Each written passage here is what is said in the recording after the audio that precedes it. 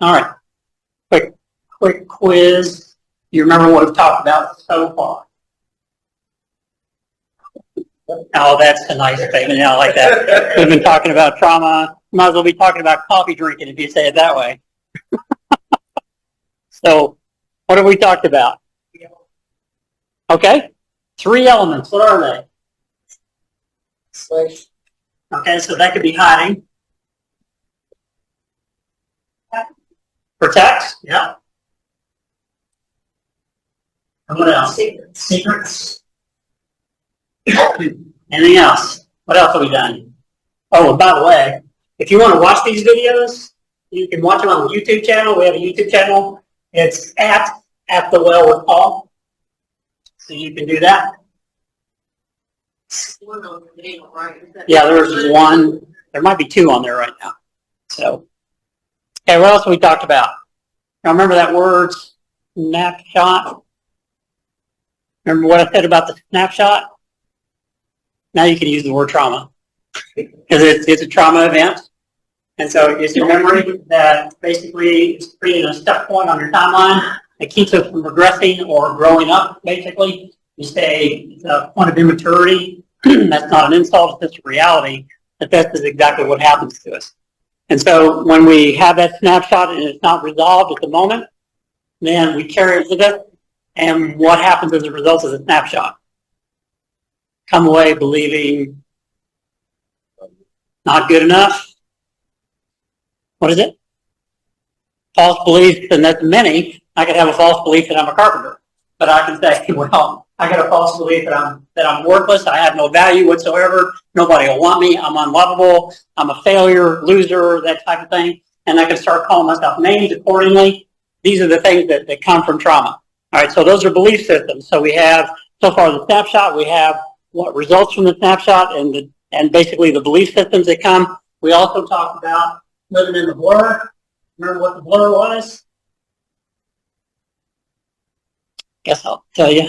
All right, the blur is basically not paying attention to life anymore because this creates anxiety and depression. It keeps people from being able to pay attention to what's going on in the here and now. It's like going to bed and what did I do today?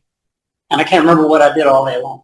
If I didn't keep a record or if I wasn't paying close attention, then I wouldn't remember. And so then you imagine doing this for your entire life, trying to remember what your entire life looks like. And basically what happens, and we're going to get into this now, we're going to talk about what happens in the brain. And so this is going to be slightly technical, not terribly, but slightly. So we talk about created evidence. Remember created evidence? If I believe I'm worthless, then I go out and create the evidence to prove that's true, then I'll look back on it and I'll say, this is the part I will remember, all the things that I've done wrong, and this is why nobody could love me, maybe even why God can't forgive me, or why he won't love me because look at all these terrible things that I've done. And it also gets the idea that I'm alone, nobody else has this problem, I'm all by myself. That leads to living in toxic shame, which then keeps us hiding and keeps us isolating because we don't want anybody to know it. And it also gives us the opportunity to create a new persona. So there's 2 words that we talk about. We talk about personality and character. You know the difference? Okay, good. That's very good. So I got a personality that I'm born with, but when I have a snapshot, I start developing a personality and make it look like I'm better than I actually am, and I can get people to like me. And then underneath it, the toxic shame says, yeah. And y'all finish the sentence? If they only knew. And it's like basically living sheepishly in the hopes that nobody actually finds out what I'm really like or what I've really done or how bad I am, because if they do, then I will get abandoned. This is one thing I didn't talk about. This creates attachment issues. Attachment means that I have a hard time attaching to somebody, but when they try to go away, then I'm really scared that they're going to go away. So then I do super attachment, and then when they start acting right again, acting like they're supposed to, then I act like, oh my gosh, I can't attach, and I start pulling away again. And all this is based in good old toxic shame, which is based in the belief that I have no worth or value. We talked some about history echoes. Remember, you all said out loud, I am innocent. Let's do that again. Say it out loud, I am innocent. Okay, what are you hearing in your head? Yeah. I like that. Yeah. Because it's like if I was innocent, then now look at all the stuff I've done wrong. And then in the kingdom of God, when you believe in Jesus Christ, he hands us his righteousness, which then says you are made new, which also means you are forgiven, which means then you are getting closer. You're innocent. It means you're innocent, that God does not hold you accountable or hold you guilty for whatever it is that you've done wrong in your history, which then toxic shame says hard to believe. Hard to believe means now I am cynical. Because the toxic shame and the snapshot teach me to be cynical, which means somebody says they love me, and then you hear in your head going, yeah, all right. Sure you do. Somebody makes a promise, and they say they're going to do something for you, and then they don't, then you'll say, I knew it. I knew they wouldn't. But what happens when they do keep the promise? What? You only did that because you want something, because you're after something, or like there's a condition that's connected to that, which means then I'm still doubtful, which means I'm contributing to the cynicism. Cynicism is deadly. It is the thing that will keep us and wreck our faith, basically. It's called dragging our Samsonite. Y'all know what Samsonite is? Luggage. Because I had a bunch of kids like, what's Samsonite? They're all talking to each other. Tell you, I said it's luggage. Oh. They call it Samsonite because they used to throw it out of a helicopter and it survived the drop. And they named it after Samson in the Bible. So because he was strong, indestructible type of thing, which he wasn't. But nonetheless. So you have this baggage we drag into our faith. If I'm cynical, it makes it difficult to maintain faith. It makes it difficult to believe that God actually sees me, knows me, and makes promises and will keep them. It means he's not really connected to me. He's at a distance because he knows me. If he only knew me, which he does know me, and then he says we hear how God loves us. And when you hear how God loves us, what's your first reaction? It's hard to believe. It's another, yeah, all right. So how can you love me? So this is all circular. Basically, this is never leaving a big circle. It's constantly looping. Never stepping out of it. Never doing anything new. Never doing anything adventurous. Never doing anything out of character. You might take risks here and there, some crazy risks, but it's still within the circle of the toxic shame based on what the snapshot has taught you. Now you'd have to ask, what does this do to the brain? Got any idea what it does to the brain? Y'all know what the limbic system is? Okay, if anybody knows, you know what the limbic system is? Yeah. Okay, the limbic system is part of the brain where a whole lot of stuff is stored. So there's people who say, well, I was thinking about that in the back of my mind. You know why they say that? Because it's in the back of their mind. They're actually saying where it is. They're actually saying where it's located. So when you ask a person a question and they begin to move their eyes around, you know what they're doing? They're scanning the brain. Huh? They're scanning the brain. They're searching the brain to find the answer. So every time somebody says, did you know such and such? You go, you start doing this, you actually make little weird faces and things like that while you're doing it, and your eyes are going all over the place because you're literally searching the brain. If you can't come up with the answer, you're like, I don't know. Because you literally don't know. So the brain, when it comes to this toxic or this snapshot, we want to forget it. So what do we do to forget it?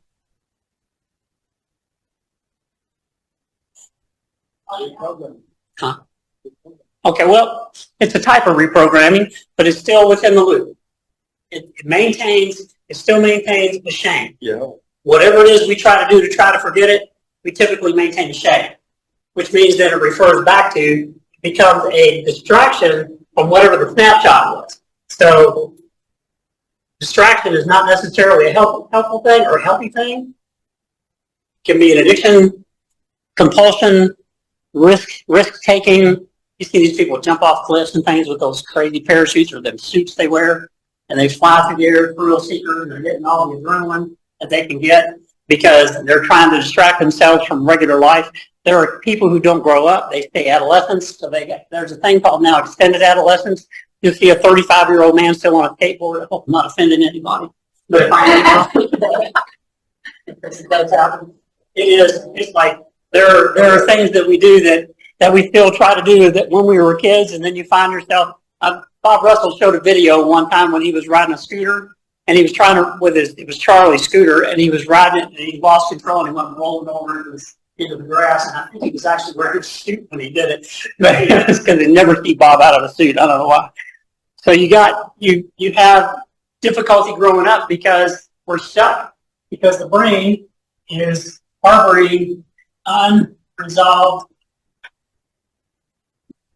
trauma. It's unresolved because we're not paying attention to it. If you don't pay attention to particular things that go on in life, it will now get stored in the brain. And it gets stored in the brain, which means new neural pathways are being created, which means the brain is not able to function like it's supposed to, and the new neural pathways aren't necessarily good ones because it has to expand in order to handle all the information you're harboring. And so what it does, it creates a mind clutter. A mind clutter says, how many of y'all think really clear? Because if you're not thinking really clear, that means you probably got some mind clutter, which means you probably have some grief, which means you probably have some unresolved issues. Because what goes with the unresolved issues is grief. And if I don't believe it, then I'll find myself doing everything I can to avoid it. And when I'm doing everything I can to avoid it, I'm now building on the shame that I've been harboring because I believe something negative about myself, and believing about something negative about myself, my genetics don't work. There is a gene inside your body called CREB gene, C-R-E-B. You can look it up. You can look at it in a book by Carolyn Leaf, Switching on Your Brain. And she talked about this CREB gene, and that anytime you say something negative to yourself, the gene closes. When it closes, that means the DNA is not functioning properly. That means the body's not being given the information it needs in order to build new cells, in order to actually feel better, create new neural pathways, new neurotransmitters, to be able to let the hypothalamus and the pituitary do its job. What it's supposed to do is to create all that you need neurochemically in order to be able to function well and keep your brain on track. So every time you say something negative, it does what they call go dark. Within the brain, the neural pathways literally start to go blank, which means they start to disappear.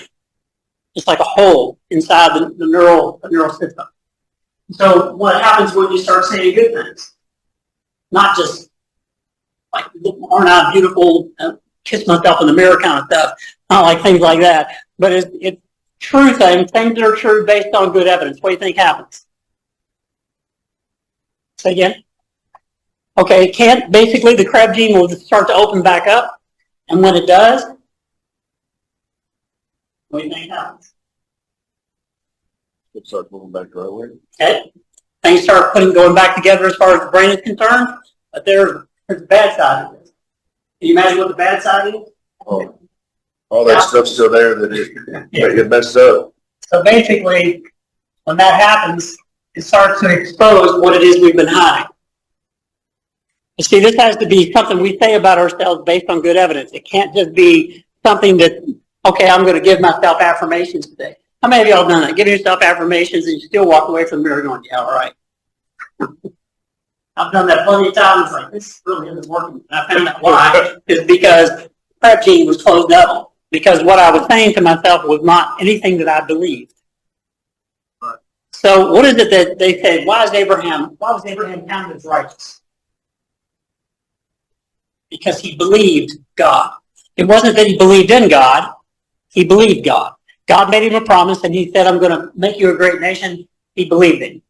And when he believed him, then something began to happen. He began to do and watch what life was going to start showing him. He had to wait 25 years for Isaac to show up. Of course, he messed up and he brought Ishmael into this world, and now we have a clash of different ethnic groups, which has been a real disaster. And as a result of that, their CREB genes probably aren't working so well, and they all want to kill one another and that type of thing, and that's not good. And so the CREB gene basically takes us into a dark place, and when it takes us into a dark place, what do you think you're going to do?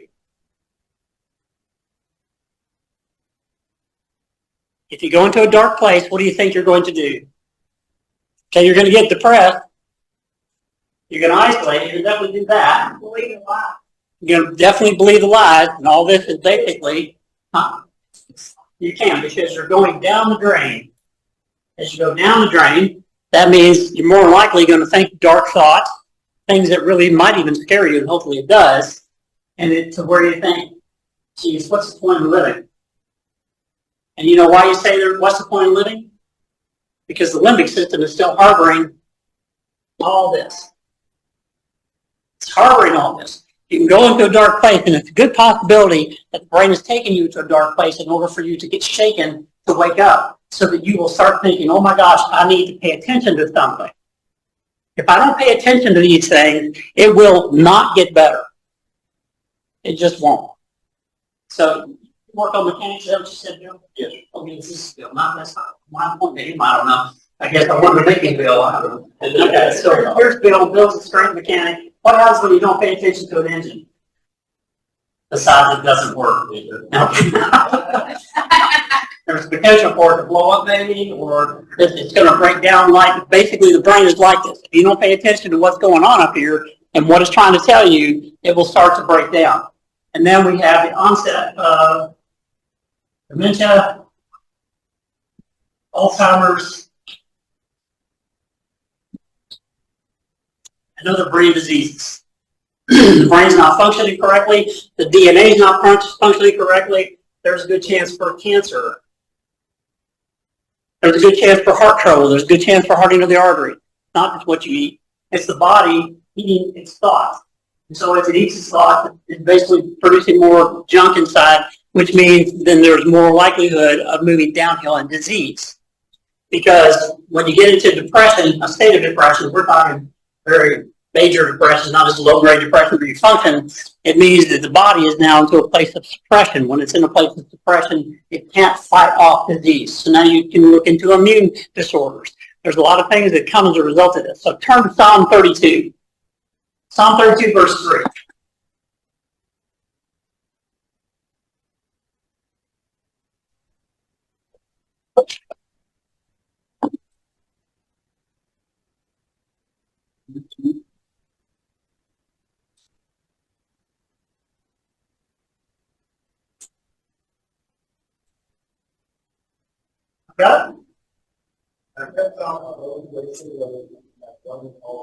Okay, so when I kept silent.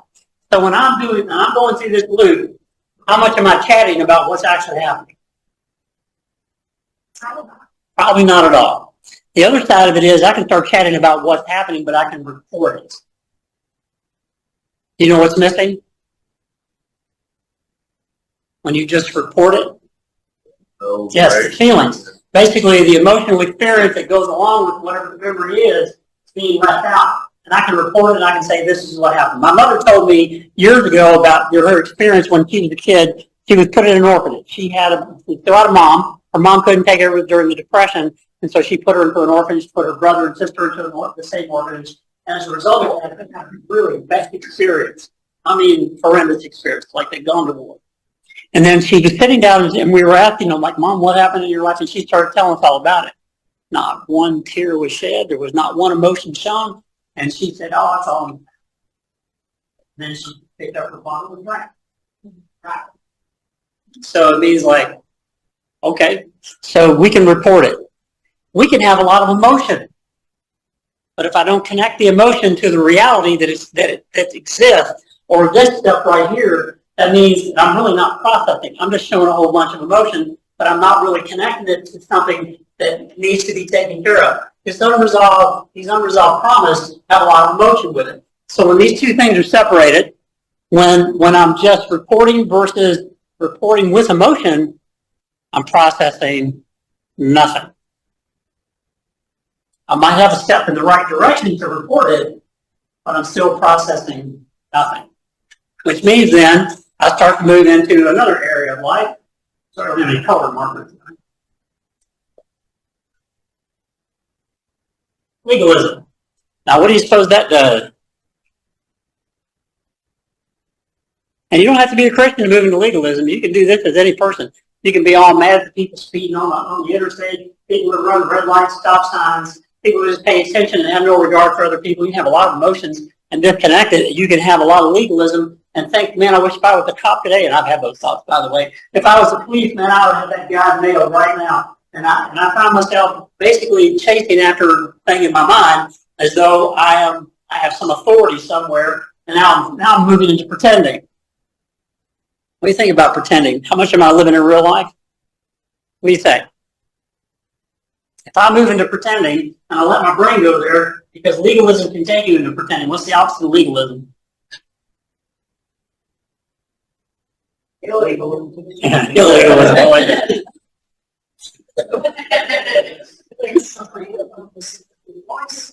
Okay. Basically, it's called being shameless.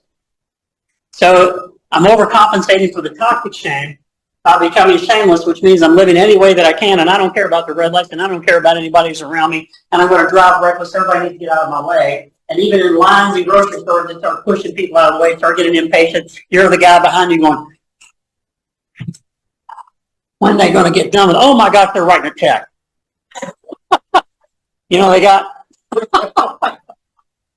they're doing, like, why can't they use their credit card? How old-fashioned is that? That's so out of date. And we're starting getting impatient. And this little thing right here has definitely contributed to a lot of that impatience, because screen time has done nothing but get us to the place of entitlement, which is now taking away, is becoming trauma in itself, which is getting us to ignore unresolved trauma. It's another little thing to help us along the way. So the brain is now getting cluttered. So when the brain gets cluttered, there's thought use. There's maybe I can go to work, you know, Bill can go and do what he needs to do on his trucks, his vehicles, and things like that. But the rest of life, being able to connect with another human being in intimacy, or I'm not talking about sexual, I'm just talking about emotional, or even intellectually, be able to connect with another person becomes almost impossible. It's not easy to do because I have been with this preoccupied, and I don't even know it. I'm preoccupied with something that has been cluttering my brain for a lot of years, and it's like the brain can only take so much. We say we use 10% of the brain, which is true. It's 10% of the processing, but there is a lot more from storage. We have a lot of gigabytes up there. But the problem is it gets full. And when it gets full, we can't concentrate anymore. So you ever go down the road, even if you're not looking at an iPhone or anything, and you forget from point A to B? You know why you forget from point A to B? Because of mind clutter. Your brain is preoccupied. It will do anything it can to get rid of whatever it is that's cluttering it up. It's anxious to get you healthy. And we don't want to do it because we think it will do what if we face it? Hurts. It can definitely hurt. We think it'll destroy us. Anything else? We actually think that if we face these issues, we'll find out it's true. And we can't handle that. So what happens if you find out it's a lie? What if you find out that along the way, all these things you've believed all these years have been nothing but a lie? It can crumble the belief system, and it needs to. It's like, I can actually get steady thinking this is good. At least I have this. There's people who stay in abusive situations because it's better than nothing. That sounds really good. You know, just, you don't care what you do to your body, you don't care what you do to your brain, you don't care what you feed it after a while, you just get so, who cares anymore? And so what happens is when I start to face these particular things, something changes in the brain. You know what changes in the brain? Any idea what changes in the brain? Any idea why that thing did that? Okay. Okay, let's look at Psalm 32, verse 5. Somebody read that. Psalm 32, verse 5. Hey, you don't hear me okay? I was wondering. Psalm 32, verse 5. What you got?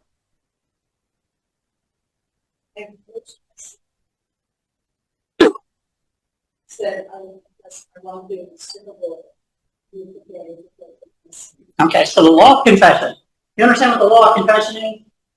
It is a law, and it has several elements to it. The Bible talks about confession, it talks about repentance. So there's the law of repentance. There's the law of sin and death, there's the law of sin, the law of the spirit of life, there's the law of the mind, there's the law of grace, there's the law of confession, the law of mercy. There's all these different laws that God has set in place because they are absolute, and God is an absolute.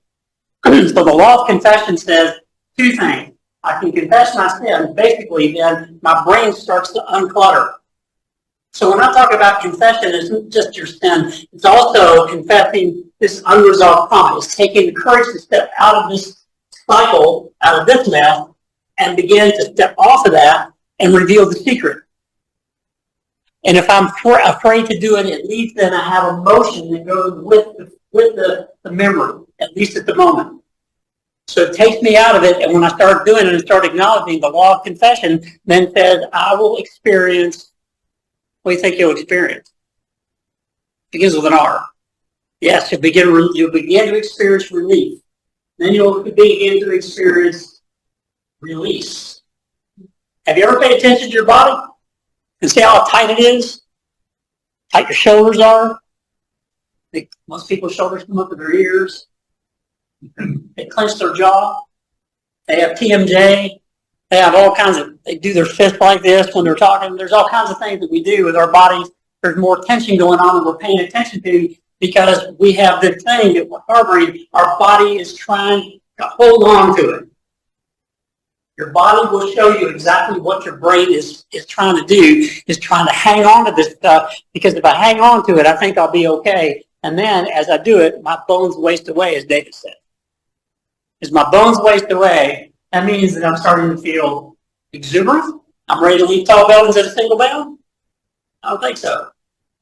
Hardly get up out of the couch, get off the bed, hard to get up, get to work, hard to focus on anything. Start spending money or things like this. Start moving into compulsions and addictions. At least you find some energy in it.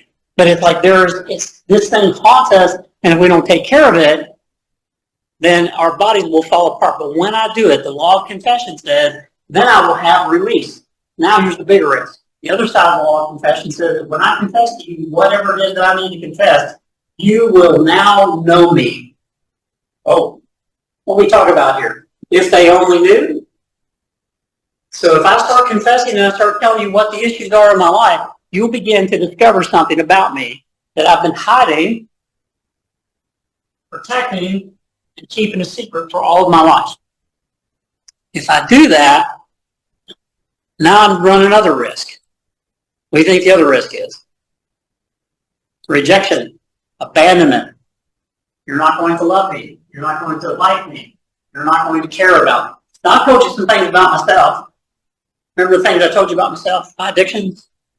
I told you about sex addiction, recovering alcoholic, I got all the problems. How many of y'all are repulsed by that?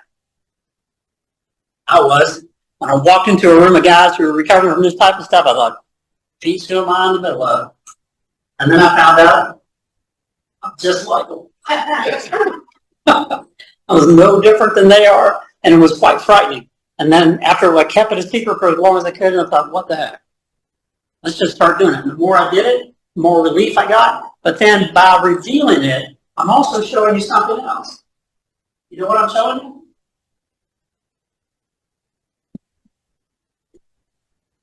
Courage. You go back to Joshua chapter 1.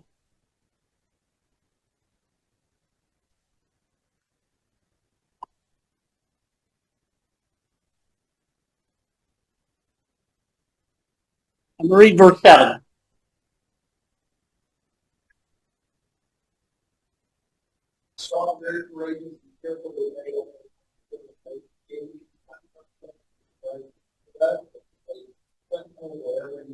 Okay, so it's like he tells you, no, don't be afraid, be courageous. So what to be afraid of? I'm afraid that I'm going to get rejected. If I get rejected, then what's that mean? What's it mean? Huh? It can. Definitely feed the belief that I'm no good. On the other side is, that I start handing you my worth, you get to decide whether I'm good enough or not by staying or going. If you decide to go and I'm handing you my worth, I will go into the fetal position. If I don't, if I take my worth back and I hand that to Christ and you walk away, so you turn to John chapter 6. John chapter 6.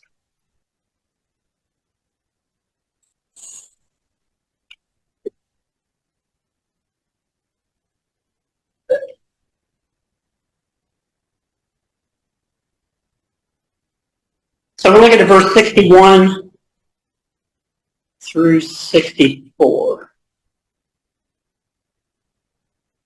And I'll read this. But Jesus, knowing in himself that his disciples were grumbling about this, he said to them, they were grumbling because they didn't like what he said. He said, do you take offense at this? Then what if you were to see the Son of Man ascending to where he was before? Is the Spirit who gives life the flesh? It is the Spirit who gives life. The flesh is of no help. It is the Spirit who gives life. He says, the flesh is of no help at all. The words that I have spoken to you are spirit and life. But there are some of you who do not believe. For Jesus knew from the beginning those who would not believe and those who would betray him. And so after a bit, they all turned around and walked away, verse 66. And after this, many of the disciples turned back and no longer walked with him. What do you think he did with that? He didn't just say, bye, you'll have a nice day, and act like he wasn't hurt. Is that Jesus went fully into his emotions and very likely felt the pain and sorrow of them walking away. But it also revealed something about them, and he was vulnerable to what was taking place. And that means they walked away and he felt the hurt. When the rich young ruler turned and walked away, I doubt he was going, okay, well, sorry about our luck. The poor guy had a lot of money. He really could have contributed to the ministry. I don't think he said that. He loved him and he walked away and he was sad. There were a lot of people that would walk away and they were sad because they would walk away and Jesus would be sad because they had emotions. He was not going to go into this cycle. By not going into the cycle, he was not going to leave anything unresolved, which means emotionally he was going to experience what took place as it came. And when he did that, he stayed healthy in his mind. He stayed healthy in his body. He stayed healthy all the way around because he was not going to let these things take him into a state of depression. And he got to the cross. Before he got to the cross, it looked like he's in a state of depression because he's asking God for this thing to be removed. And he says, if there's any way you can take this cup from me, then do so. He says, but now I'm going to submit. Not my will, but your will be done. And it says in the book of Hebrews, but for the joy set before him, he endured the cross, despised and shame. How in the world could he have an emotion of joy as he's about to go to the cross? You see, if he didn't, then would he be just like us who would harbor a trauma? So he had an emotion of joy. And so the joy was the fact that this was going to be complete. The enemy was going to be destroyed and mankind would now have a chance of redemption. A great day. A really great day. And it's like nothing but joy there. And while he's hanging on the cross, what does he say to the people? He said what? Say it out loud. Okay. Father, forgive them, for they don't know what they're doing. You know what he was doing? He was resolving something he was not going to take to the grave. He was resolving an issue that was like, if he had not said this to forgive them or asked the Father to forgive them, he would have bared a resentment to the grave. What do y'all think about that? Sound like something we need to take care of? Think about the resentments that we carry, because when we're carrying resentments, what do you think that's doing to the brain? When you carry bitterness, what do you think that does to the brain? When you carry unforgiveness, what do you think it does to the brain? Not just the brain, but the whole body. Unforgiveness will stress the entire body. You see that person coming down the street and you hold a resentment against, and you're going to have warm feelings, you want to go hug them? What do you think you want to do? You want to do what? Slug. You want to slug them. That's what you want to do. Like I would love to let them have it. And so David did that in the Old Testament. He would cry out against the people, telling us, Lord, I wish you'd just take them and kick them where it hurts and just do whatever you need to do to them, because by God, they've made my life miserable. And you take a breath and say, all right, now that's probably a bad attitude. This is Paul's burden. And it's like, hey, God forgive them, or take care of them or something. You know, he would relent of that, but he had to. If you don't, the mind stays cluttered. If the mind stays cluttered, then what happens? Huh? You stay the same. Does this look like a fun roller coaster? It looks like a ball to stay on this thing, doesn't it? I rode on this thing for years and have a tendency to still get back on. It's like, well, I sure do miss that ride. Yeah. It does, yeah. Blow up balloons, but you can't do that in Florida. Don't blow up any balloons in Florida. Okay. So are you all with me so far? Are you catching on so far? What's going on? Because the brain Brain is a very healthy instrument. Basically, it keeps the body healthy because it tells the body what to do. Your DNA has the God language in it, and when the Krebs gene goes dark, the God language can't talk anymore. It just cannot tell you what's going on. It can't tell the body what's going on in order to keep you healthy. Just find yourself going downhill and you don't even know why. Tired all the time. Can't make ends meet. Hard to manage money. Hard to manage relationships. Too much pressure to be able to do it. So if you got all this going on, how good of a relationship do you think you can have? It's a spectacular relationship when you have this kind of junk going on. It's nothing but warm and fuzzy and lovely, and man, I can't wait to see them again. I'm sorry? It's not our. No. Yep. Oh yeah. The spirit of death. What do y'all think about it? Y'all know what the spirit of death is? It's a literal spirit. We talk about there seems to be a demon for every specialty we have in life that is negative. I'm not looking for demons under every rock, but it's like there is something that influences it. If I've got all this going on, how easily influenced am I to go and do something else? So you look at Judas. All right, we don't talk much about Judas, but why do you think he did what he did? Shame.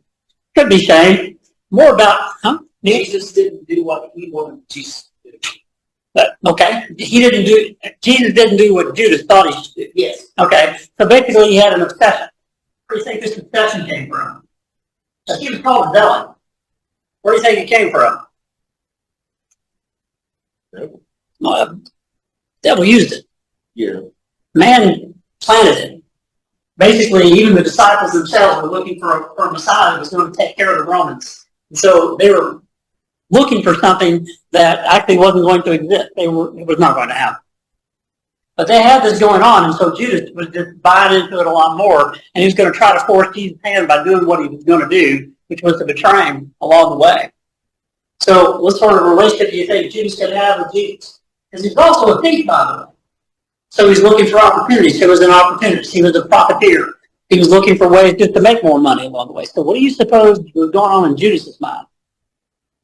He probably didn't have a trauma or nothing, don't you think? He probably had nothing going on in his head like poverty. So we look at people and say, oh gosh, he's doing this just because he's happy. It could be because he comes from a place where there was nothing but hard times. I used to steal. I could sit in front of you. We'd be in a conversation. You'd have your dessert sitting right there for you. The next thing you know, I'm eating it. Because I could steal it from right under your nose. You wouldn't even know it because the conversation would be so enthralling. You just, nothing but focus. But my goal was to steal it. Because in my house, 9 people, what do you think that looked like at the dinner table? And so it was a fear of being hungry. And a fear of being hungry that I would steal food. I would steal whatever it took in order to be able to stay alive. Even now, I have to tell myself to slow down when it comes to eat. Because when there was the last chicken leg, it was forked up and every man for himself. Because you had the risk of putting your hand out there to try to get that last chicken leg, and you may bleed getting it. But it was just that type of desperation. So we look at these characters in the Bible, and you look at the Old Testament, you look at the Canaanites, the Jebusites, the Hittites. You look at all these people in the Old Testament, and you say, oh, they're just really nasty people that are chasing after idols. They're probably just a bunch of pain-filled people who at one time their origin was the belief in the one true God, and they turned from it because it wasn't enough, it wasn't satisfying. You're looking at a bunch of people with a bunch of mind clutter chasing after sin in order to find gratification. And there is lust, and there is lust for power, there's greed, there's all these things that go inside, but they are not typically without a belief system behind it. That's part of the mind clutter. There's a belief system that says if I get enough money, if I get enough power, then everything will be great. I'll be in total control because we need to be in control. Because how in control does this look? Not at all. So what do you think the brain is doing with all this? There's only one word for me. Why won't he pay attention? Why won't he listen to whatever it is that I need to tell him? And you think because I've lived in the blur for so long, and I don't even hear that anymore. So y'all get an idea of what goes on in the brain? So when you start healing, when you start dealing with the trauma, you start exposing it, you start confessing it, you start even going through the created evidence and understanding it's just created evidence because of what you believe.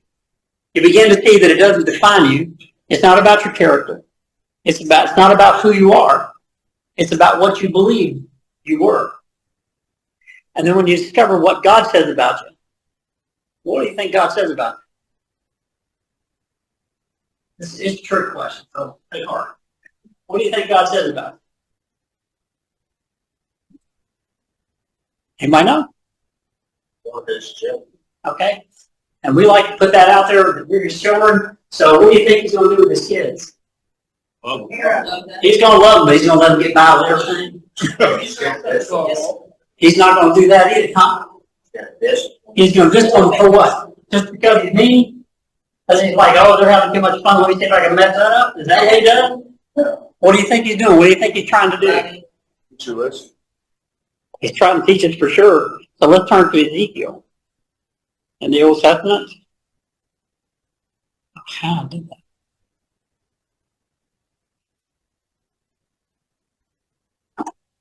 Ezekiel 18.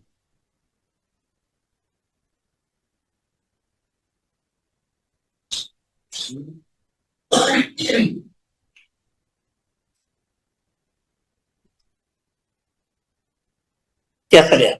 Ezekiel 18.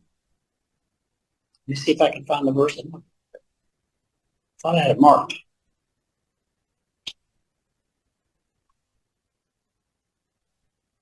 Verse 31. Okay. Ezekiel 18:31. Slide up. Roll away from you all your offenses which you have committed, and make yourself a new heart and a new spirit. And why should you die? Okay, so he wants you to have a new heart and a new spirit. What do you think it takes to do that? Yeah. Okay, repent. Now I'm going to turn around. I'm going to repent. I'm going to do 180 degrees. I'm going to start going the other way, and it's all going to be perfect and just right. Is that correct? And it says it's not going to be perfect and it's not going to be just right, which means I'm going to still fall all over myself and make mistakes along the way. But here's God saying, creating in you a new heart. And what else? A new spirit, a new breath, a new way of breathing. It's like, look at the way that they've been breathing. Why would they need a new heart? What do you think was in the old one? Yeah, thanks for pointing to this. This mess right here was in the old one because they were trying to chase after something that they could control. So you know what all this is for, don't you?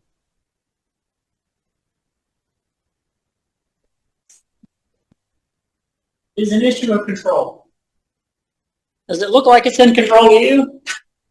Because this is what the mind looks like, and it's so busy trying to do this. And here's God saying, I want you to have a new heart. I want you to have a new spirit, which means something has to be recognized, something has to be confessed. Like, what happened that you wound up going the way you did? There was a reason for that. It's like I had the belief system that I had no worth or value. So sin looked like fun because basically it would validate what I believe about myself. And they didn't like the way God was doing things, so they were rebelling against God, and they thought they could be in control and do what they want. And here's Ezekiel, in the book of Ezekiel, God's crying out, I want you to live. I don't want you to die. So when God does this disciplining thing, it's because I can do some pretty insane things as an undisciplined child. How many children think they could drive a car at 3? Inevitably, I'll have somebody tell me they could. At 3 years old, they could get behind the wheel and drive a car. Could you do that? But you might have thought you could.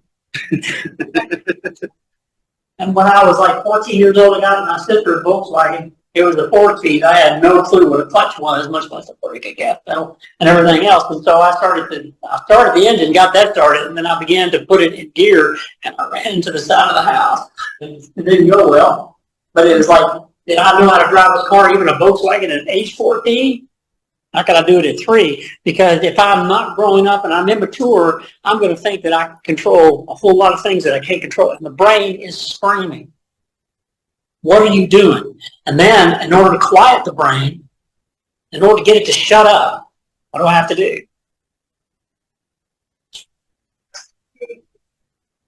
Okay, I can create a better distraction. What sort of distraction can you create? Now we're back to the insanity of addiction or compulsions. Anything that we do in order to get the brain to shut up. I drank because I wanted the echoes to stop. And so I get drunk enough to where I couldn't even get to a blackout and still drive. That makes sense? That's how mature. That sounds like I've really caught up to myself. So now I'm at 71 years old and I'm still catching up to myself. I think I might have just crossed 46. Not entirely sure. But it's like this is what God is after, is for us to be mature, because the more mature we are, the more we'll listen to Him. The more we listen to Him, the more we'll have less brain clutter. And if there's unresolved issues, what does He say He wants us to be like? He said, for those He predestined, those He foreknew, He also predestined to be conformed in the image of His Son. Now, how did Jesus describe Jesus to him? He took care of things as they came along. I did not do that. I ignored things as they came along, because it just added to the insanity. Nothing but fear, nothing but anxiety was the order of the day. So we start confessing and we start working on this stuff. We start exposing the realities of our life. We start becoming courageous, because God has given us the Spirit. He's not given us the spirit of what? Of fear, but of what? Power, love, and a sound mind. Basically, He gave it to us, and I can feel like a crazy person and say, where in the world is that sound mind He said He gave me? If I'm saying that, do you know what I'm recognizing? Do you know what I'm recognizing? I'm recognizing that I don't. How did I do that? Once I start saying stuff like that, my brain is saying, we are crazy. There is stuff going on. How can I have a sound mind? Because look at the insanity I've lived. Now I'm starting to pay attention. Look at all the things I've done. I'm starting to pay attention. And if I can leave out the self-accusation, I've got to step in the right direction. If I'm accusing myself of anything, of any of these things that have happened along the way, other than repenting, yes, Lord, I did it. Yep, guilty of those things. But back here at the beginning of this snapshot back here, this thing that happened back here, can I say I'm innocent? Yeah. And can I really say I'm innocent? Yeah. Because the evidence was not holding that I'm guilty. I was 8 years old. What's an 8-year-old know about sex? What's an 8-year-old know about craving sex or wanting someone to touch them inappropriately? What's an 8-year-old know about that? When I look back at my life, I started looking at myself in that situation. I saw myself riding a bike, because I was an altar boy. I was going to go say a mass at St. Mary Elizabeth Hospital with a priest that I believed was trustworthy. I'd never saw him before, but because he was a priest, he should have been. So then I was on my way there. My mind was clear. I knew why I was going. I had my motive, because I was going to get a free breakfast for doing that. And then that happened. That happened in less than a minute. And it changed everything. My brain then started whirling. Started doing this. It's the beginning stages of this insanity. Starting to feel shame. Starting to think I can't go tell my Roman Catholic parents that a Roman Catholic priest just did something to me, and I'm not even sure what it was, because I didn't even have a clue what that was. It wasn't until later I realized what it was. But it taught me some things. Remember we talked about what trauma teaches us? It teaches us to ignore. It teaches us to invalidate ourselves. It teaches us to be intrusive in other people's lives. It teaches us to act like it's no big deal, to dismiss it in many regards, basically gaslight ourselves. And it teaches us to be scared and to stay scared until we're not. Yeah, not going to trust anybody. Wasn't raised that way. Went to God and told Him, I said, you're supposed to love you. I'm supposed to trust you. I said, I don't need to do either one. I said, I don't love you and I don't trust you. I said, you're going to help me with both. It gave me the courage to go to God and tell Him the absolute truth and start to unclutter the mind instead of being afraid, because it tells me I can come, scaredly to the throne of grace?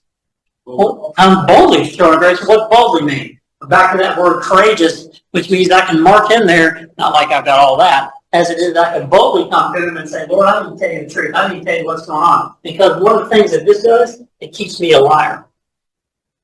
Because of this hiding, how much honesty is there in hiding? And if I'm going to hide this, then I'll hide things that legitimately I have responsibility for. Which means that I'm going to hide. What do you think that does to the brain? It clutters up the brain. How many people can keep up with their lies? Some people are pretty good at it. But most people can't. You know why? Because I'm telling one lie after another, and I'm trying to remember it, and trying to remember it, I'm already cluttering my brain that's already cluttered. I got to unclutter the brains, which means I got to release. That means I got to confess, and the law of confession tells me that I can release from that. And it also tells me the law of grace. You know what the law of grace is? Somebody read John 3:17. Everybody knows 16, so let's read John 3:17.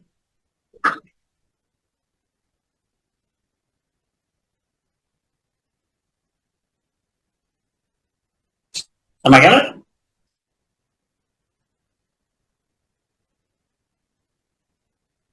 But send the Son into the world to judge the world, so that the world might be saved through him. So there's three words for judgment in the New Testament: katakrena, krena, and diakrena. So the katakrena is the judgment of condemnation. The word kata means down. It means I'm going to judge down, or I'm going to condemn you to something. Krena means I'm making a determination about something. I may make a distant judgment about somebody or something. Diakrena means I'm thinking it through to a judgment or completion. If I have mind clutter, I can't do that. If I have mind clutter, it leaves me angry and leaves me judgmental of myself, which means that I'm going to be judgmental of other people. And so Jesus said, I didn't come into the world to condemn the world. Now let's turn to 1 Corinthians chapter 4, verses 3 through 5.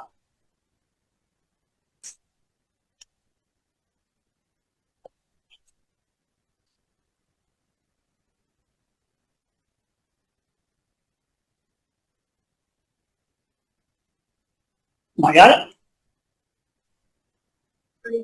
Yep. It doesn't matter to me if I'm judged by you or even by a court of law. In fact, I don't. What? Wait a minute. He doesn't what? He doesn't judge himself. And what kind of a maniac was he before he became a believer? What did he do before he became a believer?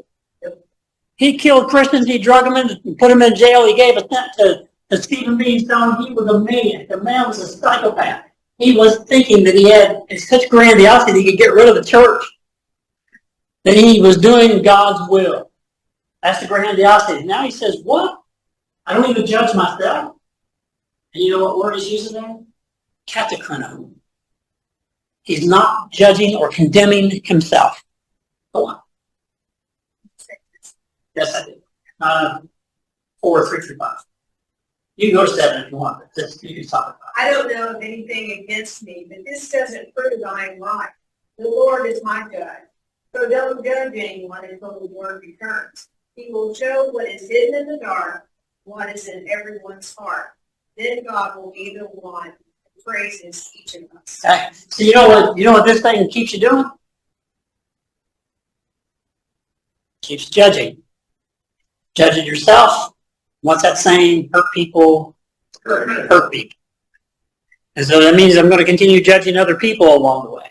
I'm going to continue saying things about them because I'm doing it as a result of hiding. People who gossip about other people basically are saying things about them because they feel bad about themselves and they want to do a cover-up and make themselves look better than the other person because they're hiding. They're protecting something. They're keeping it secret. And basically, it's like, I got nothing else to do, and that's part of the toxic shame because I'm passing shame on, and my brain is still cluttered. I can't get off this Ferris wheel until I start understanding that I am not condemned. That it's okay to confess. It's okay to tell people what we are. Remember I told you about the opt box? Romans chapter 12, verse 3, it says, by the grace of God, it's like no man should think of himself more high than he ought. Which means it tells me that there is a level to which I can think well of myself. And to think beyond that is thinking more highly of myself than I ought to think. So that means that there is something good I can think about myself, but if I got mind clutter and I'm hiding this, what good can I think of myself? Because the brain won't let me because I have done nothing but repetition. I have trained my brain to keep doing this. But who's in charge of the brain? Because you know what the law of the mind is? Because this is what Paul the Apostle said in Romans 7. He said, the law of the Spirit, the law of sin and death, war against the law of my mind. Do you know what Paul was in the struggle with? Do you know what he was doing? He headed off to Arabia for 3 years, disappeared. You know what he was doing? He was uncluttering his mind because he was listening to the Spirit of truth. Who was telling him the reality about life and about who Jesus is, because he had given his life to Christ, his mind began to get uncluttered, and so as a result of that, he could start speaking well of himself, not in terms of bragging, but of reality based on the transformation that Christ had done in his life. So therefore, he could write things like, if any man be in Christ, he's an old creation. Is that what it says? What's it say? He's a new creation, and that word new means brand spanking new. It means totally new. It means never the same again. So God wants you receive Christ, wants you to confess Christ. Then he starts this work inside of you and begins to change, but he's trying to get us and prompt us to unclutter the brain. Because if you don't unclutter the brain, it's hard to hear the Spirit of life. It's hard to hear what he has to say. And we can even hear it as accusation sometimes. Because we forget his goal. His goal is to do what? Not willing that any man should perish, but have everlasting life. The word perish, apoluomai, it means total, utter destruction. It means him crying out, why will you die? Choose life, as he says in Deuteronomy. We can choose life but this thing tells us we can't. So what happens if you take courage? What do you think will happen if you took courage to start facing the things that's been cluttering your brain for all these years? What do you think will happen?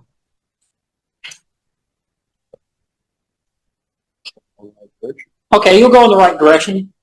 Which direction is that, by the way? Still figuring that part out. Okay. Oh my gosh. What happens if you have peace? So Jesus talks about this in Matthew chapter 11. He said, come unto me, all of you who are labored and heavy laden, and I'll give you rest. It is Matthew 11. But either way, he says, come unto me, all of you who are labored and heavy laden, and I'll give you rest. Heavy laden, it's like, what do you think heavy laden means? My mind is cluttered. I'm preoccupied. I have worries and anxiety. So don't worry about tomorrow, for tomorrow has trouble of its own. It's like letting go of our worry and anxiety. It's like the peace that passes all understanding. It's a rest that we've never had because this thing won't let you rest. And so to get out of this, it's really hard. All we have to do is have the courage to confess. And I ain't just talking about confessing sins. I'm talking about confessing the insanity that has been holding us captive for all of our lives. Once I started confessing that, I can't tell you how much better I felt. Once I started seeing the reality of what I've been living, because the Lord had kept me in the midst of another insanity. I've been sober from alcohol, but I wasn't sober from other addictions, which kept me in insanity, kept my mind all fogged up. And once I started coming out of that, I started experiencing clarity. Once I started confessing it and started understanding why this thing existed in the first place, the clutter began to unclutter. And when it begins to unclutter, start thinking differently, start thinking better. Perfect? No, I'm still nuts. But at the same time, it's better because it's starting to get some sanity. So what do we talk about in the 12-step program? Serenity. We talk about sanity. We came to believe in a power greater than ourselves could restore us to sanity, which says that we're insane. And that's what the brain is experiencing when we don't pay attention to the trauma of our lives. If we dismiss it, if we minimize it, if we gaslight ourselves about it, the brain will stay cluttered. The Krebs gene will stay closed. The DNA won't function right. The body won't function right because the immune system won't function right. The immune system doesn't function right, and your body wastes away. Because the immune system can't fight off disease. It can't fight off those things that are necessary to keep us alive. And God said, why will you die? I want you to live. All right, I hope this made sense. It shouldn't, but it did, I guess. Because that's just a nutty thing. I call the boards like this, and people, I did the anxiety group once, and I drew the board like that, and they're like, this is giving me more anxiety than I have before. I said, yeah, I could see why I would. Okay, so why don't we say a prayer? We'll do whatever we do after that. Our Father in heaven, thank you so much for sanity you do bring. Jesus brought that sanity. He stepped into this world, came out of eternity, stepped into time. His life was in danger right off the bat. He still came. He knew what he was here to face. He knew what he was here to do. In spite of all the adversity, he did it.